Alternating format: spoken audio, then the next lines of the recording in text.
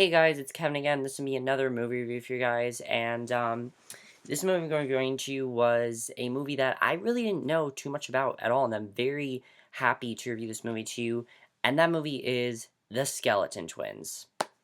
Now, this was a movie that I didn't really know anything about, but I kept seeing it on people's top 10 list of best movies of the year, or when people talked about the best movies of the year, I kept talking about this movie, and I became so interested. I'm like, what is this? Because I saw the cast, and it said Bill Hader and Kristen Wiig, and I'm like, they're usually really funny, and this is like a drama, so what is this?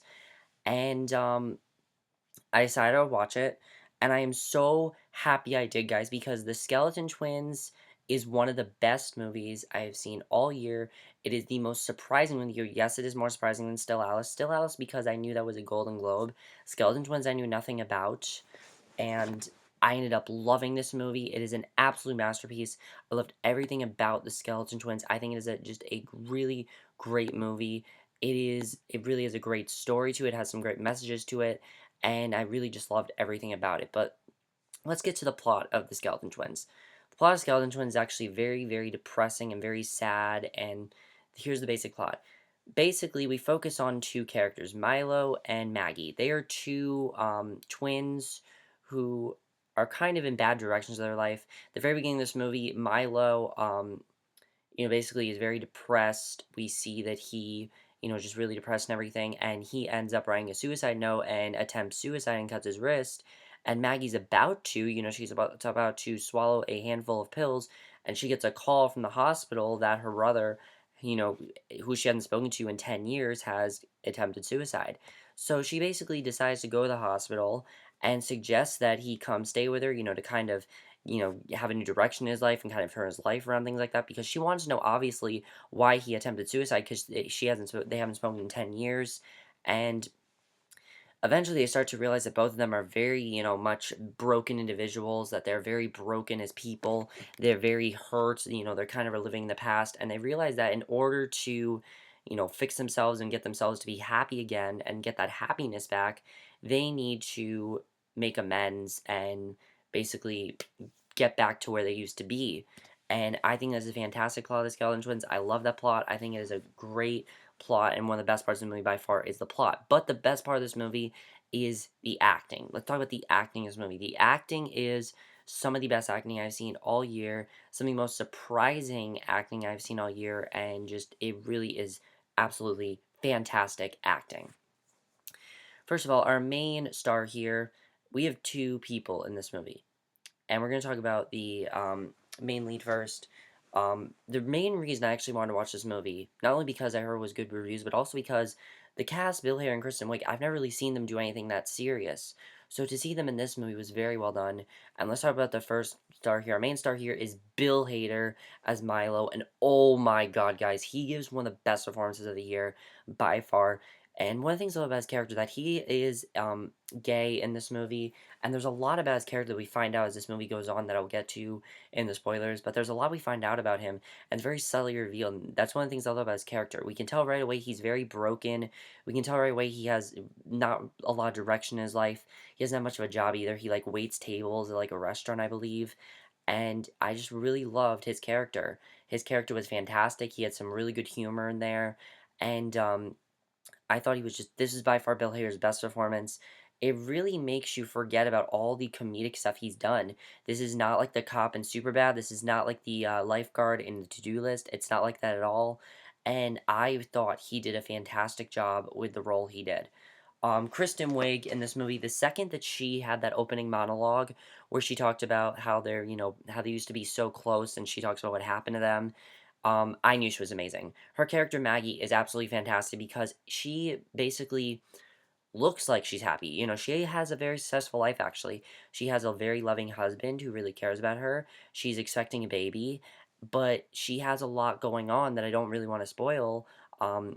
Well, I kind of will, but I thought she did a very, very good job. She really portrayed all that emotion very, very well. You see, she was very, upset about her brother. But the thing is, like, she is much more damaged than her brother actually is, and that's something I really liked about the movie very well.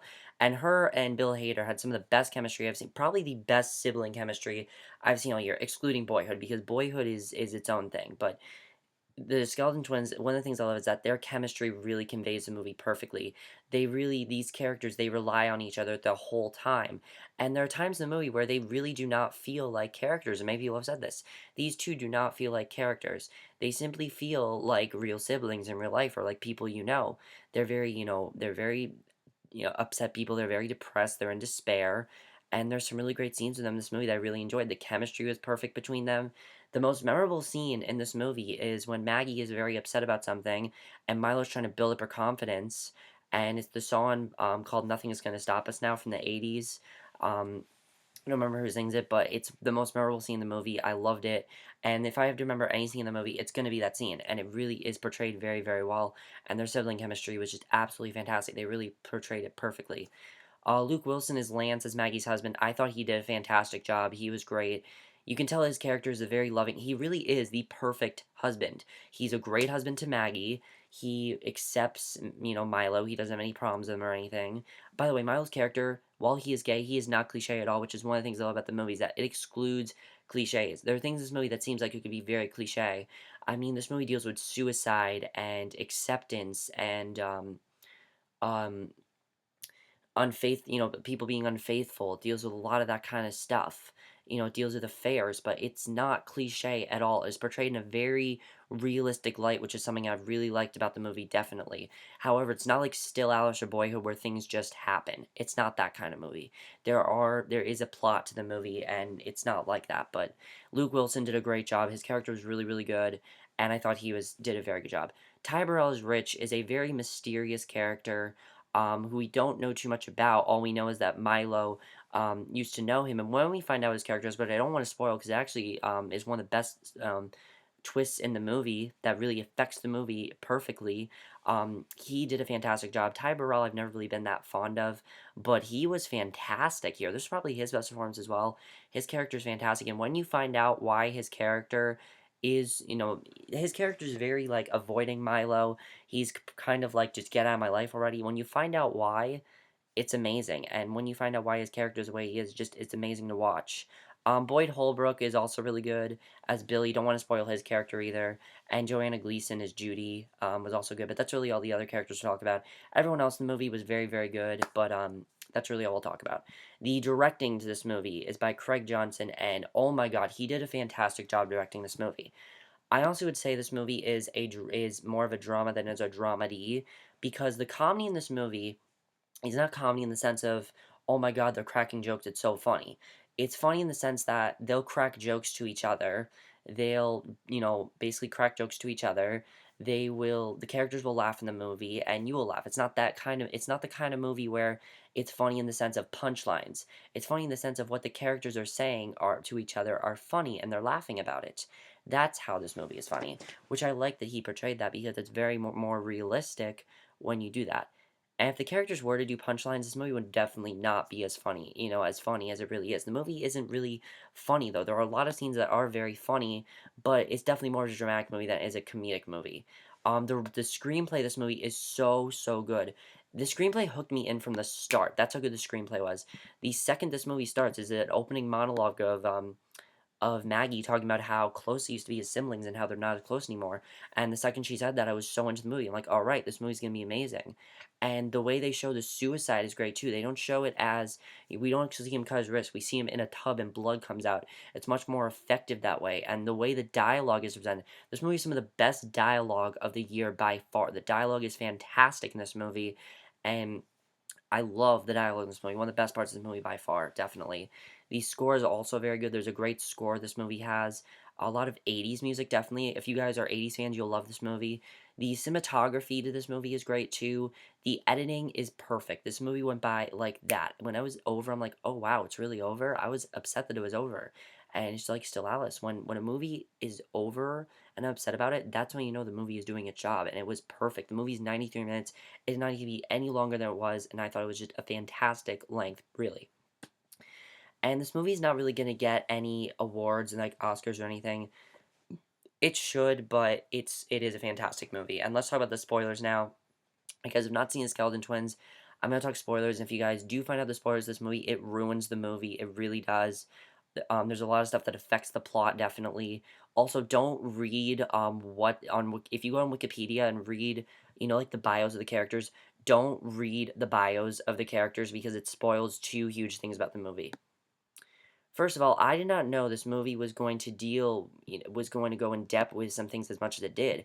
I didn't know it was going to go as in depth with Rich's character. His character ended up being one of the best parts of the movie because of course we found out that Milo ended up being in a relationship with him because Rich basically ended up they had a sexual relationship when Milo was 15 in high school, and now he has a 16-year-old son and everything. Um now I thought when we found that out, that was very well done. I love that reveal. I thought that was an amazing reveal that we found that out. And then of course, that's why he doesn't want to be around him. And of course, there's that scene where they sleep together, but then Milo comes back to his apartment. He's upset because the reason he doesn't want to be around him is because he doesn't want anyone to find out about it. And then of course Maggie gets really upset at him about it, and I thought it was very interesting the way that was done. Just the way we got into that story, I thought was very, very well done and ended up being one of my favorite parts of the movie. When they first did that twist, I'm like, I don't know how this is gonna be, but I'm like, I love the way that was portrayed. I thought it was perfectly handled really, really well. It's not in the sense of like, oh, Rich is an asshole. No, there's no one in this movie that's truly good or truly bad, which I really love the movie portrays. The movie portrays people as they're just people. It's just people talking, and I definitely really enjoyed that. I mean, Rich really is a character who doesn't want to be around him because he doesn't want to get himself into trouble. And of course, Maggie exposes their relationship and it gets him into big trouble and everything. And the way that was done was so, so good. And of course, we got to talk about the second half of this movie. Because the second half of this movie, it gets really, really dark. And I was surprised by I expect the movie to get dark, but it was like really, really dark, and I was fine with that because the movie was already very dark, but it gets darker and darker as it goes on, of course. Because of course Lance, Maggie ends that relationship with Billy because of course she was in that relationship with Billy, and I love that she the kind of thought that she didn't deserve Lance, and there's a great line where she says she doesn't really like having a good relationship. She doesn't like being a good person, and I think that's very well done that the movie portrayed that. It definitely really showed that with her character, and I thought that was very well done, definitely. And of course, she ends the relationship with Billy. She returns home, and she's confronted by Lance, who basically finds out about the relationship. Because of course, Milo had hinted to Lance that Maggie hides a lot of stuff, and of course, she hid the birth control pills from him. And she then admits to the affair. It ends up going terrible. She blames Milo for ruining their marriage, and when she was about to commit suicide, I honestly thought she was going to go through with it. I really thought that's how the movie was going to end. I'm very happy it didn't, though, because the thing that this movie shows is that this movie is not about. This movie is about the siblings rather than it's about their relationships. It's about them basically trying to be good siblings and trying to get along well. That's really what I loved about the message of this movie. It's all about not looking into the past, getting rid of all those past mistakes you've made, and just looking forward into the future. And I love that message of the movie. It portrayed that perfectly. And the end of the movie just portrayed it perfectly. They're both very optimistic, especially the new goldfish. I mean, she killed the goldfish, and the way that was portrayed was perfectly when they showed that they're just gonna, stop looking into the past. They're gonna face the future and basically try to make the best of their lives, make every second count. And I love that they portrayed that perfectly. Also, the movie portrayed the fact that they loved each other, that they didn't care, that they had problems. Of course, Milo had a lot of problems because he was bullied and things like that. And Maggie had problems with the fact that she was very depressed and didn't really like the normal stuff that she was going through. And I also love the movie showed something that I really liked the movie showed. And I didn't know if the movie was going to show this. It kind of showed this in the beginning, but then the movie was like, I was like, I don't know if the movie's really going to show this, but I really love that it shows this. Is that it shows that Maggie is just as damaged as Milo, which I love watching. I love that they showed that. And Milo even says to Maggie that he's more damaged than her, which I thought was very well done. And I love that the movie portrayed that because it ended up being very, very well done. But that's basically for my review of The Skeleton Twins. I encourage you guys, please, please check out this movie. It is one of the best movies of the year. It is definitely one of the best movies of the year. It has some of the best acting of the year. Kristen Wiig and Bill Hader, they need to do more movies like this, definitely. I would love to see Bill Hader do more dramatic territory. Honestly, Kristen Wiig and Bill Hader are better when they do these kind of movies. They do. And Kristen Wiig, she's done dramatic stuff before, but this is the first thing I think that actually really worked for her. I know she did some stuff that didn't really work, like Girl Most Likely. I know it didn't really work. I know Darren Criss was like the only good part of that movie, but I thought this movie was very, very successful. I loved it. And if you guys have not seen The Skeleton Twins, highly, highly recommend you check it out. It's absolutely fantastic. It is probably one of the most underrated movies of the year, in my opinion. I have no problems with it. It's a fantastic movie and highly, highly recommend it. Check it out now because it's great. And that's basically my review of The Skeleton Twins. I hope you guys enjoyed it. Let me know what you guys think of this movie if you guys have seen it. It's a very, very limited movie. It is coming out December 16th. If you guys do want to check it out, I would highly recommend you check it out. Definitely rent it. I'm definitely buying it because I loved it so, so much. But that's basically my review. Hope you guys enjoyed it. I'll see you guys in my next video, which will be for another movie review. And as usual, guys, link to my Letterboxd review will be in the description down below. And I'll see you guys in my next video. Okay, bye.